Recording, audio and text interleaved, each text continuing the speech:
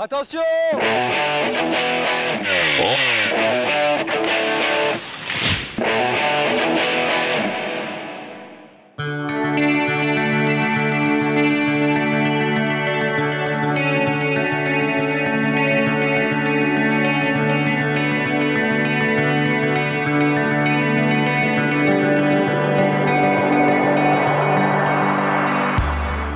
Grâce aux techniques modernes et aux appareils plus performants, la pénibilité du travail en forêt a beaucoup diminué.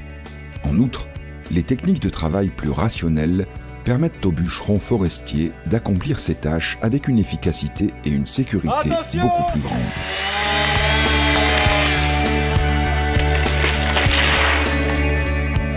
Ce film montre ses principales étapes et techniques de travail dans plusieurs cas de figure.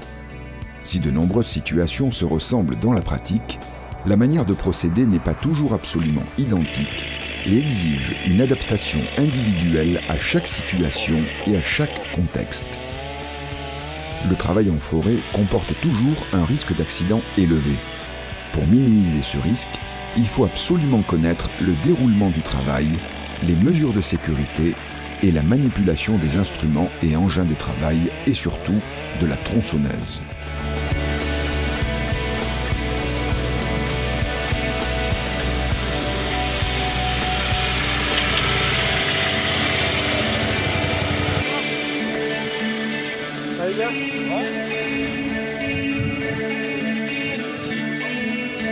Bonsoir.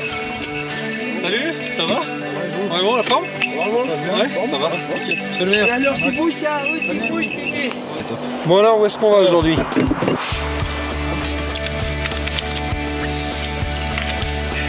Alors là, on est ici, et alors on va monter là-haut, juste au col derrière.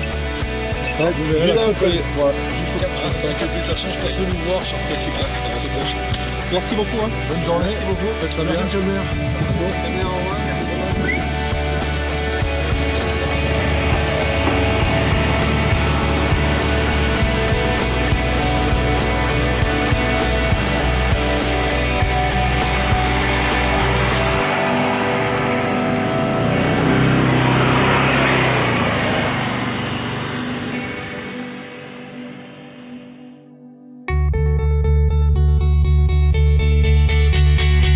Pour les bois de section faible à moyenne, une seule tronçonneuse pour l'abattage et les branchages.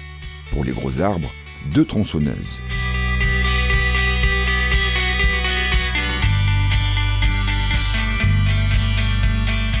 Ensuite, il faut sécuriser l'aire de travail dans un large rayon.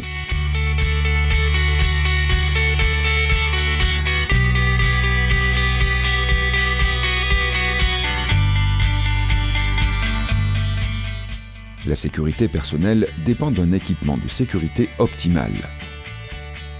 Celui-ci comprend le casque avec protection du visage et de l'ouïe, une veste de couleur vive, un pantalon avec renfort anti-coupure, des gants et des chaussures de sécurité.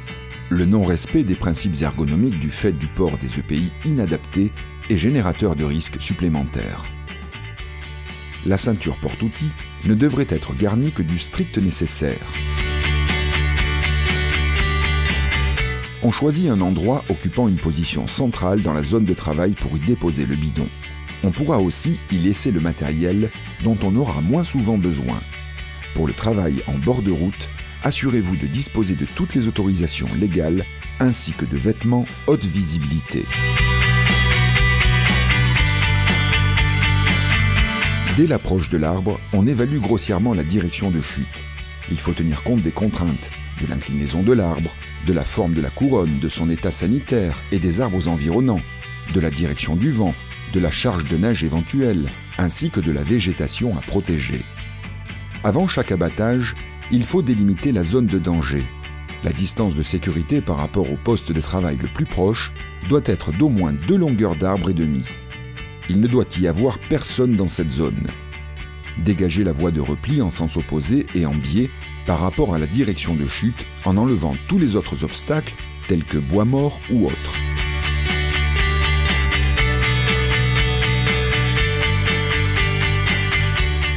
Pour le démarrage à froid, posez la tronçonneuse sur le sol et la maintenir en posant un pied dans la poignée. On peut démarrer les tronçonneuses plus petites ou déjà chaudes en les maintenant au moyen de la poignée arrière coincée derrière la cuisse. Avant la première coupe, déblayez l'aire de travail et contrôlez que personne ne se trouve dans la zone d'abattage. Puis, déterminez la direction de chute exacte.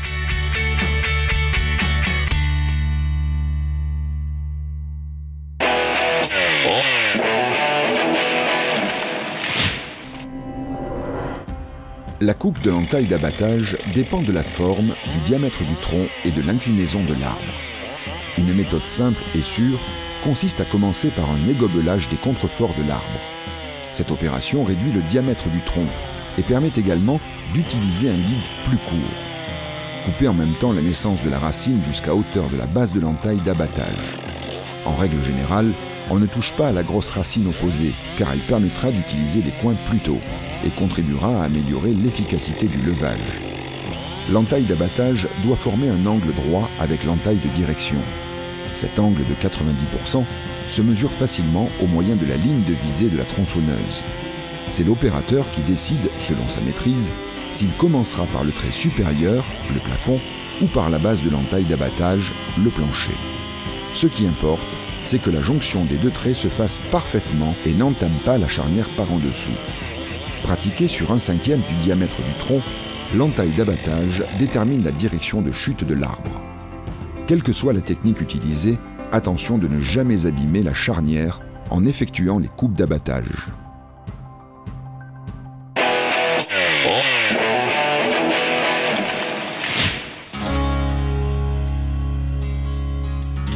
Pour les arbres de petite section sans contrainte, il est permis d'utiliser le levier d'abattage. Pour cette méthode, on attaque généralement le bois avec la partie supérieure du guide et on coupe le tronc sur 2/3 de son diamètre jusqu'à la charnière. Ensuite, en faisant revenir la scie, on éjecte les copeaux et la sciure hors du trait de scie pour faciliter la mise en place du levier.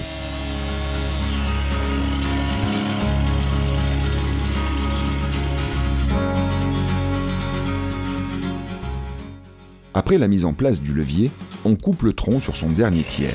Le levier empêche le serrage du guide pendant que l'on achève la coupe d'abattage. Pour éviter le contact entre le levier et la chaîne, cette dernière coupe est décalée en hauteur. Le contact entre le levier et la chaîne risquerait de provoquer un rebond et d'endommager la chaîne. On soulève le tronc, dos droit, genou fléchi, de manière à garder sa force sans trop exposer son dos.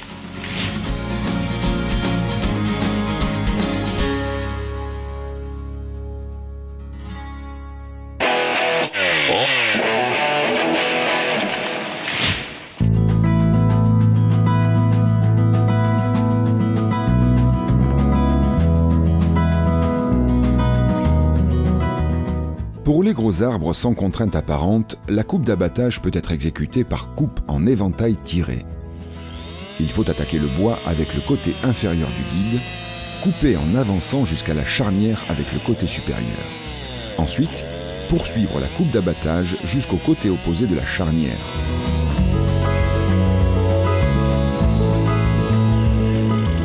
Enfoncer des coins quand c'est nécessaire.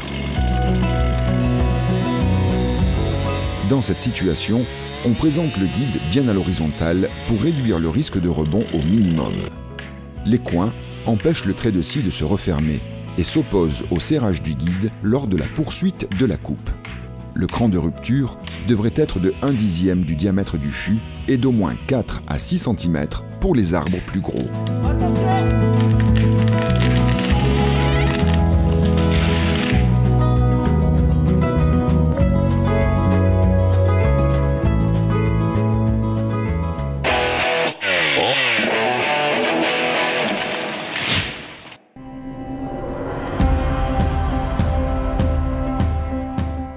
Pour les arbres de très gros diamètre, de plus du double de la longueur du guide, on exécute un mortaisage au cœur de l'entaille de direction.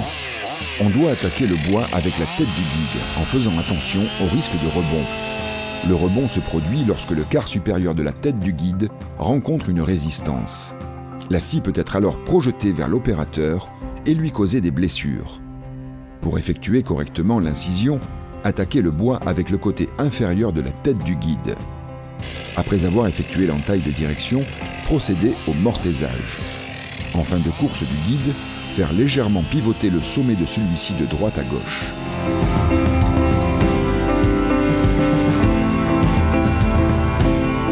Le mortaisage devrait être pratiqué à hauteur de la charnière. Pour contrôler la charnière, sortir la scie de temps à autre. On coupe avec le retour de la chaîne et la scie s'enfonce d'elle-même dans le bois, dans le même plan que les coupes d'abattage. On appuie bien sur la butée à griffes et on la fait pivoter autour de ce point de rotation. Cela permet de réduire les dépenses d'énergie et les vibrations sont absorbées par le tronc.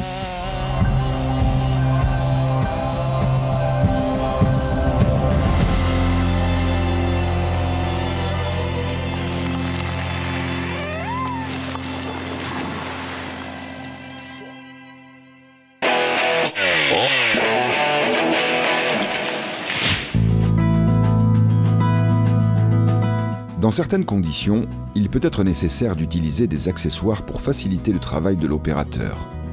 L'abattage au cric est réservé à des opérateurs aguerris, maîtrisant parfaitement l'ensemble des autres techniques.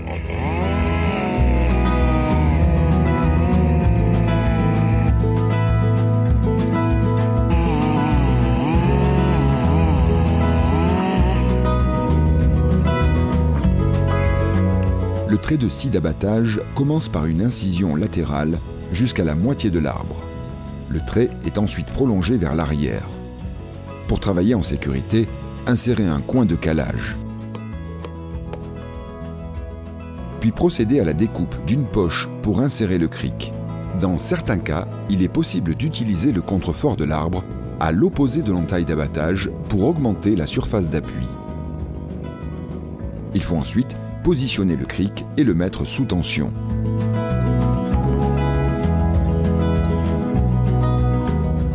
Vérifiez que l'arbre porte désormais sur le cric.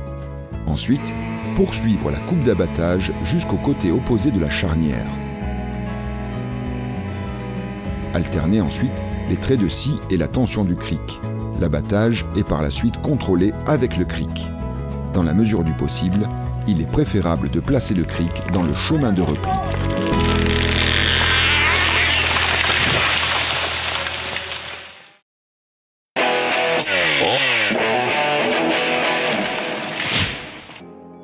Attention aux arbres nécrosés ou secs sur pied. L'abattage d'arbres pourris demande une attention spéciale. Une écorce abîmée, la cime de l'arbre séché peuvent être des signes indicateurs, ainsi que le son rendu sous les coups.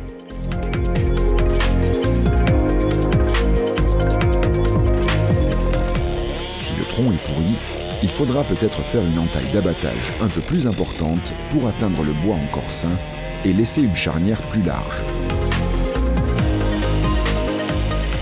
Si l'arbre est sec, évitez de donner de gros coups sur les coins. L'effet des vibrations peut faire rompre la cime de l'arbre.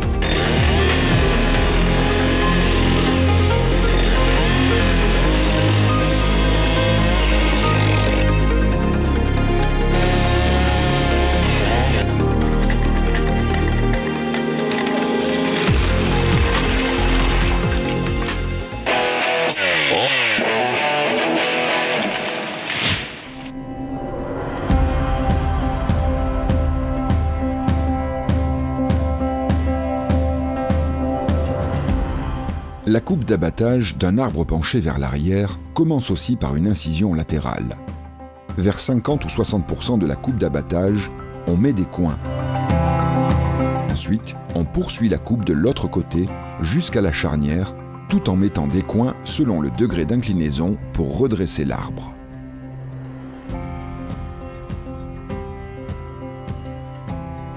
On procède à l'abattage contrôlé en enfonçant les coins régulièrement. Pour plus de sécurité, il est possible d'effectuer en complément de cette technique des traits d'aubier.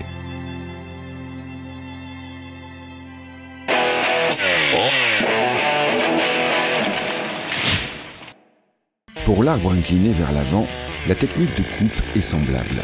Pour les arbres de faible section, pratiquez une entaille d'abattage aussi petite que possible. Pour les arbres peu inclinés et de faible diamètre, la coupe d'abattage commence encore par une incision latérale pratiquée jusqu'à la charnière, le mortaisage. Le trait est ensuite prolongé vers l'arrière, mais doit s'arrêter avant l'aubier.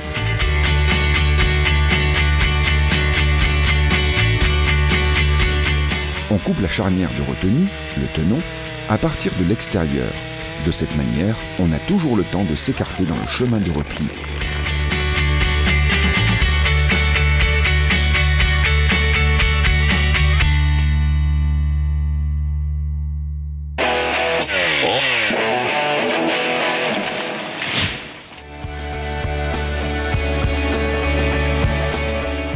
La coupe de bois sous tension fait courir des risques plus grands, car ces troncs vont se déjanter avec violence vers le côté de tension. De telles coupes doivent être confiées uniquement à des opérateurs expérimentés. Il faut absolument opérer à partir du côté de compression. Sur ce côté, on commence par un trait d'environ 1/3 du diamètre de haut en bas, puis par un trait exécuté avec le côté supérieur du guide, depuis le dessous du tronc jusqu'au milieu à peu près. On sépare la section encore intacte d'un trait oblique pratiqué par en haut à partir du côté de tension. En se détendant, le tronc roule dans la direction opposée sans mettre l'opérateur en danger. Sur un terrain en pente où le tronc peut rouler, on coupe le premier tiers sur le côté aval. L'opérateur est en sûreté sur le côté amont.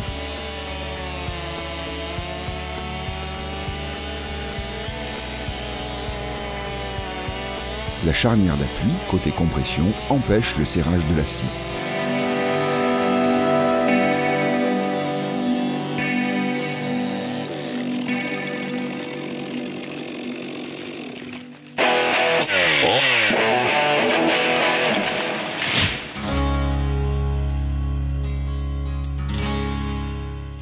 Les branchages rationnels exigent une scie ergonomique, une petite scie compacte, légère et au guide court. Les opérations se succèdent dans un ordre dicté par la hauteur de travail et la disposition des branches. La technique des branchages varie en fonction du terrain, de la distance entre les branches et selon l'ordonnance des couronnes des branches. Une bonne technique de travail exige une bonne station debout équilibrée, une bonne hauteur de travail, l'appui de la scie contre le tronc. Ne jamais scier côté opérateur en avançant. Pour bien guider la scie, envelopper la poignée tubulaire de la main gauche, pouce compris.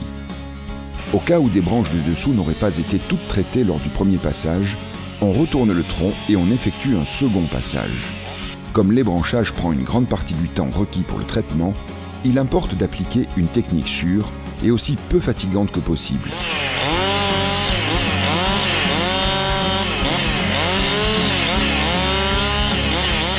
Appuyez sur la gâchette d'accélérateur avec l'index ou le pouce selon la position de la scie.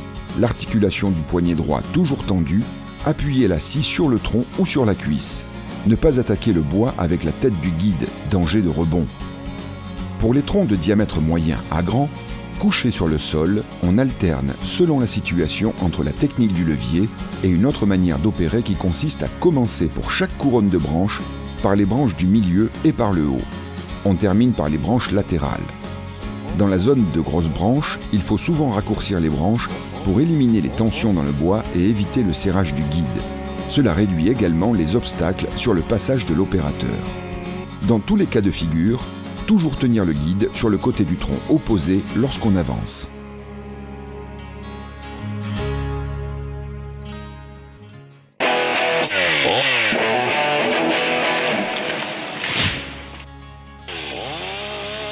On commence par enlever le peigne si cela n'a pas été fait aussitôt après l'abattage.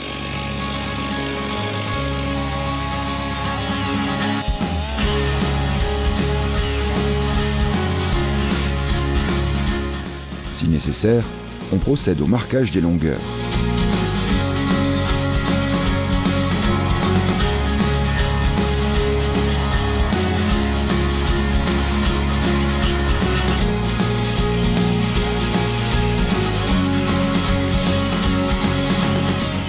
Arrivé à la cime, on mesure la longueur de la grume et le diamètre de la cime.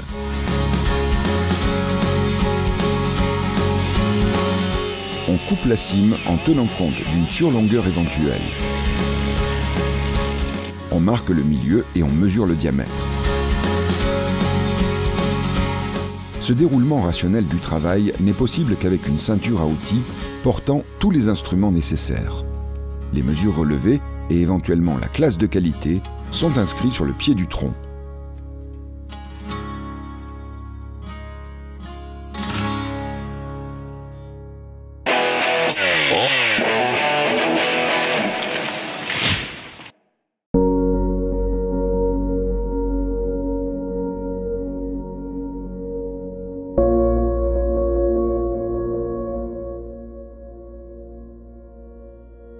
Pour fournir des performances constantes, la scie doit être bien entretenue.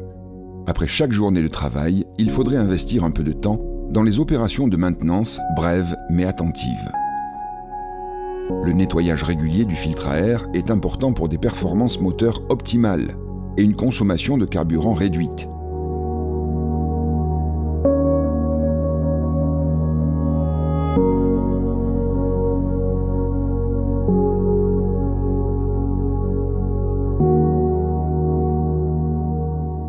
Suivez scrupuleusement les indications de maintenance données par les systèmes d'information modernes.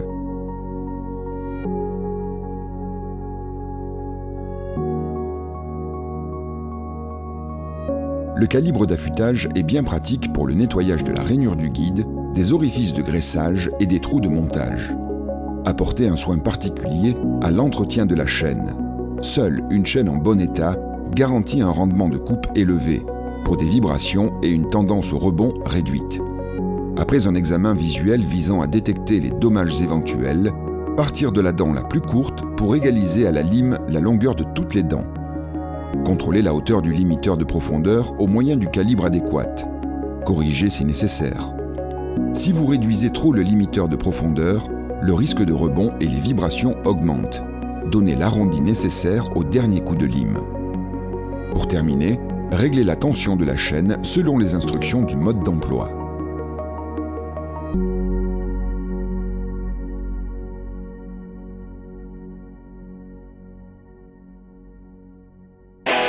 Attention!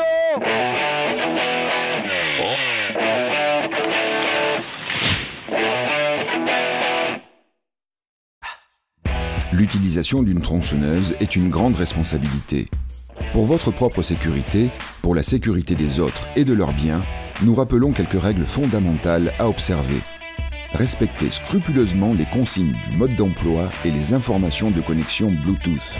Vous y trouverez des conseils de mise en service, d'utilisation de maintenance et de son entretien. Respectez en même temps les éventuelles réglementations spécifiques au pays. N'utilisez que des tronçonneuses en bon état de marche et dotées de tous les dispositifs de sécurité. Le port de l'équipement de protection complet est absolument obligatoire. Assurez-vous qu'au moins une autre personne se trouve toujours à portée de voie, mais à l'extérieur de la zone de danger immédiat de la tronçonneuse. Il est interdit de fumer lors de la manipulation de la tronçonneuse. L'opérateur doit être en bonne santé, sans aucune réserve. Avant de démarrer la tronçonneuse, mettre le frein de chaîne. De même, lorsque vous portez la tronçonneuse ou la déposez sur le sol, moteur en marche. Prenez toujours la tronçonneuse par la poignée arrière de la main droite et par la poignée tubulaire de la main gauche. Assurez bien la prise en utilisant également le pouce pour les deux mains. Dans tous les cas, après avoir bien préparé le lieu de travail et ses environs, en aménageant des voies de repli notamment, évaluez l'arbre à abattre pour choisir la technique d'abattage adaptée à la situation. Apportez une attention particulière à l'exécution des traits de scie en incision, ainsi qu'au sciage sous tension. Calculez toujours vos gestes pour éviter tout risque de rebond. Ne coupez jamais la charnière dont l'épaisseur doit être déterminée en fonction du diamètre du tronc et de la forme de l'arbre, ainsi que de la qualité du bois. Dès qu'un arbre commence à tomber, l'opérateur recule, frein de chaîne enclenché. À bonne distance, il observe ce qui se passe au niveau de la couronne, car les chutes et projections de branches peuvent être très dangereuses. Soyez toujours conscient des dangers potentiels qui ne sont pas directement liés à la tronçonneuse, comme les intempéries et la visibilité, la configuration et les caractéristiques du terrain, la présence d'obstacles tels que fils ou machines et véhicules forestiers dans la zone d'intervention. Le niveau de perfectionnement technique des instruments de travail remplit aujourd'hui toutes les conditions nécessaires à un travail en forêt dans le respect des règles de l'ergonomie, de la rationalité et surtout de la sécurité. Les techniques innovantes et les méthodes de travail mûrement réfléchies vous font gagner du temps tout en réduisant les charges pour l'homme et l'environnement. Et l'équipe Stihl continue de faire tout son possible pour rendre le travail du forestier plus sûr et plus performant.